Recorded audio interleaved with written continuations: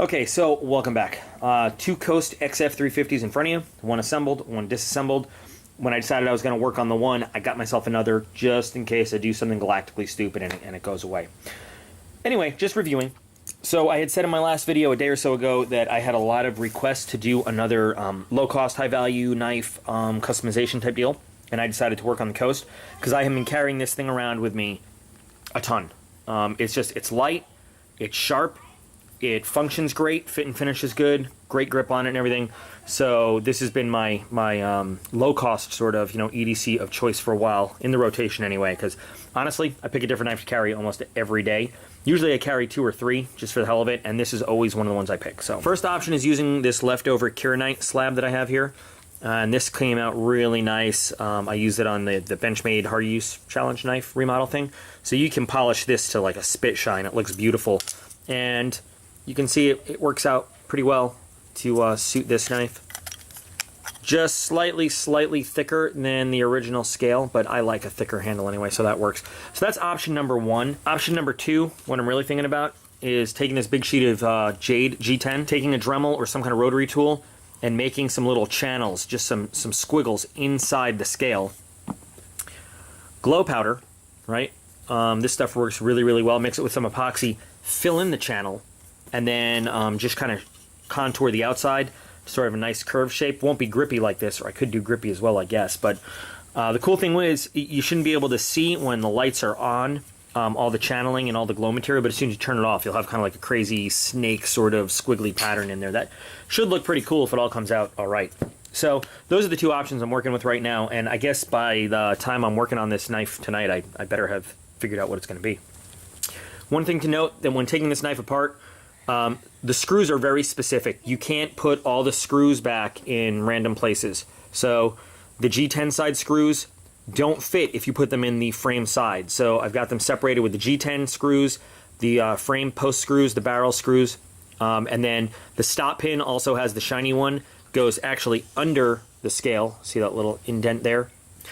And then this one goes inside the frame side. So if you're going to get one of these, take it apart, keep these separate so you don't have to kind of plug and play and figure it out later. I needed to hunt down and find the right spanner wrench, and I finally found it on knifekits.com that fits here. I don't know why they couldn't just use a regular old screw in there. But anyway, this is only $1.50. This is absolutely required when working with a knife like this, and it's not the only one I have that's got a bolt like this, so now I can take apart some other ones that I couldn't get access to before.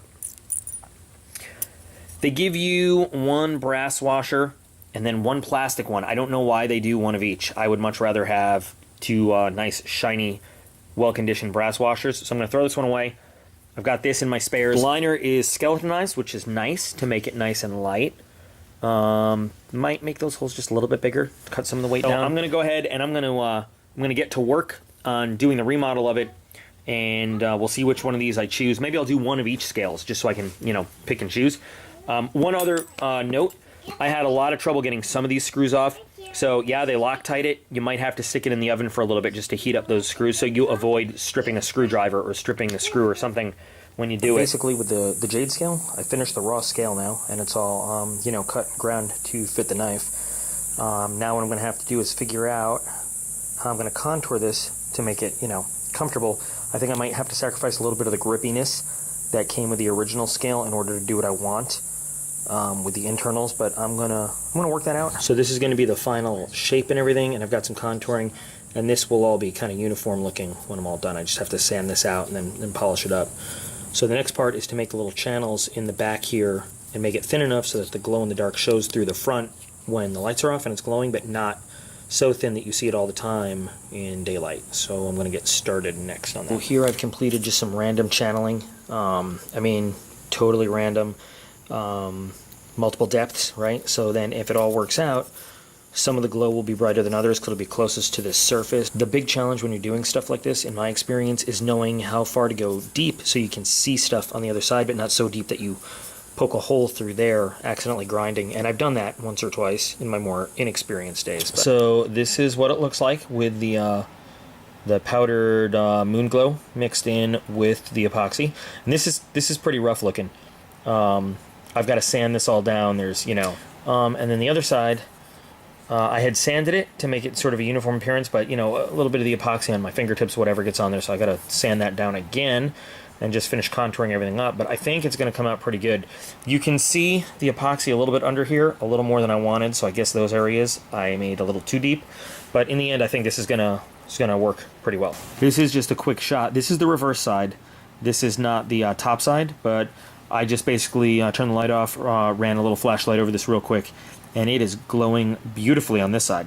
So I'm going to save the big reveal of what the finished scale looks like for when I have the knife all assembled, but I mean, it works. It works pretty good. Well, all finished. Did this work pretty much in about a day and a half, you know, with taking breaks and letting epoxy dry and stuff like that. So, number one, nice first project to get back into. Kind of forgot to mention this in my last video, but a lot of well-wishers and stuff regarding my shoulder surgery. A lot of nice words there. So thanks, guys. I appreciate it. We're doing good. Out of the sling now, healing up, but still lots of physical therapy, and not going to be doing a push-up anytime soon. But it was really great to have two hands again this weekend and be able to actually do some work. Made a couple little mistakes, you know, due to having not done this in a while. But everything turned out great. So we got two scales. First, we got the Kieranite, the Lava Flow Kieranite, which I thought came out really nice. Number one, I love the look of this stuff. And I'm going to polish this up a little bit more as well. But I don't know if the camera's picking up like the kind of the shimmery of the metallic flake in there and everything. And this just looks great. I put sort of like a little pattern in around the edge where the pivot goes. Only issue is, I don't know what I did with this. Centering is a little bit off with this one. And I'm not sure how to fix it. Not horrible. It's still, you know, nothing scrapes and it opens nice and clean, but centering could be a little bit better. Also, you notice with the shininess, kind of lose the grip factor that the original Coast has. Obviously, that's gone, but I still, you know, for looks, it feels good. It's still really comfortable. The second one, I actually really love. I think everybody that's watched a bunch of my videos knows I have this obsession with Jade G10. Now, what I was going for was for you to not see the epoxy beneath, the channels beneath, and, you know, I guess I cut it just a little bit too thin for that, but it's barely noticeable. You know, it's not bad at all. This is kind of smoothed out. I can't decide if I'm going to full-on polish this or just sort of leave it as is. That's just due to oil over there. So basically, I just I cut the thing, contoured it a little bit, and then just gave it a really good uniform sanding all over with 220 grit, just to give it some kind of uniform finish. Again, doesn't have the grippiness of the original, but still works very comfortable. Very, very comfortable. So here's what the Kieranite scale looks like fully assembled. And actually, you know, with the darkness of the metal there, it goes pretty nice. It's going to be a little bit of oil left over from when I just put it back together. But again, centering a little bit messed up, but, you know, still not bad. Still feels good. I mean, I like the look of it. It's probably not something I would carry around EDC most of the day, but I would definitely, you know, want it in the collection, I guess. So the shininess just kind of, I think, doesn't go with the coating that's on here right now. But if I had mirror polished that blade or something, I think that would have gone really well.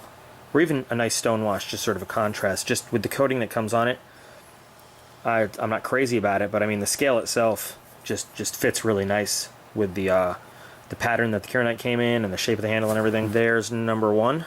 And here's the Jade scale. And I guess you can see the channeling in there. It's a lot more pronounced on the dark background of the liner.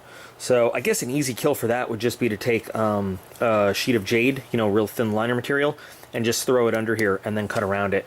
And that would kind of hide those channels. But I mean, it's not too bad. I actually kind of like it. It gives it a little bit of sort of depth to the look and makes it not look quite as plain. I know I talked about I might have to give it some kind of grippiness to it or whatever, but I was just afraid to grind in any more, given the fact that I didn't want to accidentally go all the way through and pop through the scale when doing the channels. I'll find a better way to do that next time, just to be a little bit more certain. But I mean, again, fit and finish is really, really nice. Overall, it's a good look, and it's, you know, it's really comfortable. Both scales, very nice and comfortable there. Centering, much better on this one than on the other one. I don't know if it's a factor of working with G10 versus the Kieranite or what it was, but centering just came out a lot better on that one. So again, quite a bit of contrast with the light jade to the darkness of the metal. I didn't do anything with the blade and the frame and the clip because I'm not sure what I would want to do yet. So I'm thinking maybe a nice stone wash, or an acid wash, or an acid stone wash, or something. I don't feel like doing like the whole mirror polish on this one. I'm not sure, but I'll figure that out as I go. So there you go. You end up with that kind of eerie, uneven glow, brighter in some areas than others. I know the camera's having a little trouble focusing in the dark here, but that was exactly the look I was going for. And what's cool is it sort of lights up around the edges too, all through the insides. You can see that glow really nice. And then it's not just like one big solid glowing slab. Come on, focus for me, camera. You know, you get a little bit of pattern to it too. So it ends up, it looks cooler to me than just one big glowing slab of moon glow. It even looks pretty sweet, you know, just kind of randomly in your hand as the light comes through. But very, very happy with how that came out. I've got it laid out here next to the my Moon Glow Manix 2. So you can see, compared to just a big solid chunk of you know, Moon Glow scale, it's really not as bright at all. But I think it's bright enough for what we want. And again, it's one thing to just have something that just glows bright, but to have that cool design in there, sort of smoky, kind of, you know, random, supernatural-ish almost looking. Hate to use that term, but I think it actually really adds something to not be just one solid glow all the way through. Alright, so that's pretty much it for this one, guys. I just wanted to get my hands dirty, doing some work again, and get back into it. Put out a quick video there. I owe you all kind of a follow-up video. I'm going to do something with this steel here so it doesn't look quite so stock. Just haven't figured out what it is yet. But when I do, I'll come back to this guy and let you all see how it turns out. I'm also aware that I talked about a giveaway before I got all surgery eyes and stuff like that. I have a Benchmade limited edition on the way as a prize for that, and I didn't have to pay for it out of pocket at all. So that's pretty cool. So we'll talk about that next time.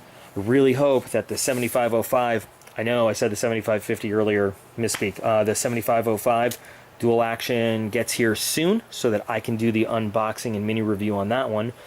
Other than that, if you have any special requests of stuff you want to see, please feel free to keep sending me those, and you know, I'll see if it's something that sounds kind of fun to do, and if it is, I'll work on it, and who knows, maybe whatever the outcome is will end up as something I give away to somebody out there in YouTube land a little later on anyway. So I hope you guys enjoyed seeing this one. Got a pretty good response when I did the actual mini review on the Coast XF350. So here's just, you know, a couple different ways to make even a really inexpensive knife look pretty good. All right, thanks for watching, guys, and I'll be back real soon.